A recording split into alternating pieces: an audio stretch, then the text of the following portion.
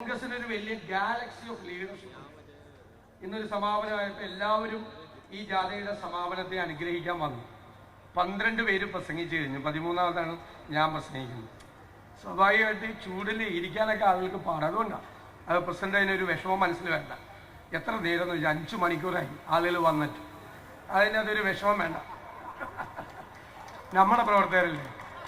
ഞാൻ കാസർഗോഡ് മുതൽ തിരുവനന്തപുരം വരെ ഈ സമരാഗ്നി ജനകീയ പ്രക്ഷോഭയാത്രയെ ഹൃദയത്തിലേറ്റിയ മുഴുവൻ കോൺഗ്രസ് പ്രവർത്തകരെയും പൊതുസമൂഹത്തിനോടും ഞാൻ ആത്മാർത്ഥമായ നന്ദി പ്രകാശിക്കുന്നു.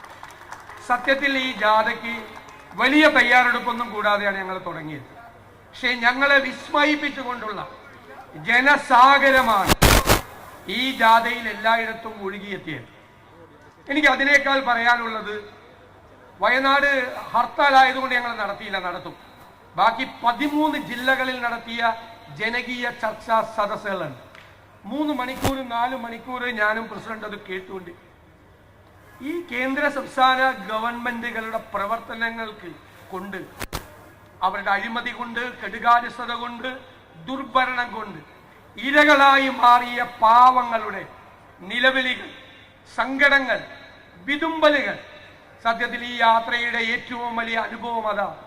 ആ പാവങ്ങൾക്ക് വേണ്ടി അവരുടെ സങ്കടങ്ങൾ പരിഹരിക്കാൻ, അവരുടെ ദുരിതങ്ങൾ പരിഹരിക്കാൻ ഒരു വിട്ടുവീഴ്ചയുമില്ലാത്ത നടപടികളുമായി മുന്നോട്ട് പോകണമെന്നുള്ള സുദൃഢമായ തീരുമാനമാണ് ഈ സമരാഗ്നിയുടെ സമാപനത്തിൽ ഞങ്ങൾ എടുക്കുന്നത്.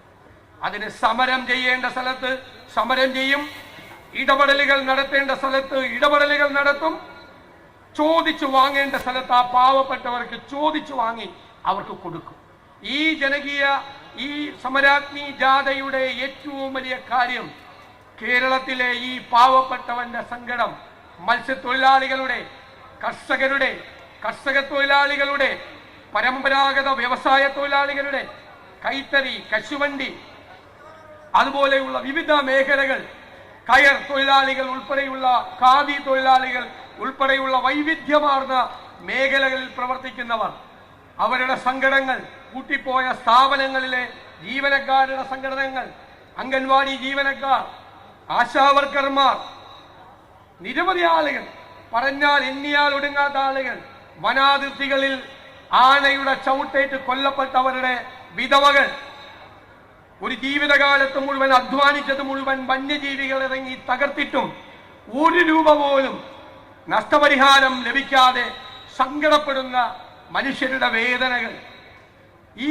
സാമൂഹ്യ സുരക്ഷാ പെൻഷൻ കിട്ടാതെ, മരുന്ന് മേടിക്കാൻ പണമില്ലാതെ, ഒരു നേരത്തെ ഭക്ഷണത്തിന് നിവർത്തിയില്ലാത്ത വാർദ്ധക്യം ബാധിച്ചവർ, വിധവകൾ, അഗതികൾ, ഭിന്നശേഷിക്കാർ ഉൾപ്പെടെയുള്ളവരുടെ വിഷമങ്ങൾ ഈ ഇരു സർക്കാരുകളും ഈ കേരളത്തിലെ പാവപ്പെട്ട ജനങ്ങളെ എത്രയും വലിയ ദുരിതക്കയത്തിൽ ആഴ്ത്തിയിരിക്കുന്നു എന്നതിന്റെ നേർക്കാഴ്ചയായിരുന്നു ഈ സമരാഗ്നിയിലൂടെ ഞങ്ങൾക്ക് ലഭ്യമായത്.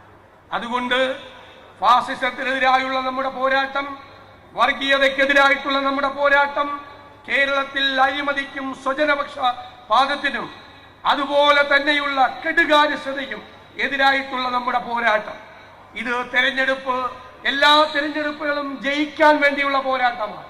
ഞാൻ പറയുന്നു, കേരളത്തിലെ കോൺഗ്രസ് ഈ തെരഞ്ഞെടുപ്പിനെ നേരിടുന്നത് ജയിക്കാൻ വേണ്ടി മാത്രമുള്ള തെരഞ്ഞെടുപ്പായിട്ടല്ല, അതോടൊപ്പം ജനങ്ങളുടെ സങ്കടങ്ങൾ വീണ്ടും ഉയർത്തിപ്പിടിച്ചുകൊണ്ടുള്ള പോരാട്ടം കൂടിയാക്കി ഞങ്ങൾ ഈ തെരഞ്ഞെടുപ്പ് വേദിയെ മാറ്റും എന്ന് ഞാൻ കേരളത്തിലെ ജനസമൂഹത്തിന് മുഴുവൻ ഉറപ്പ് നൽകുന്നു.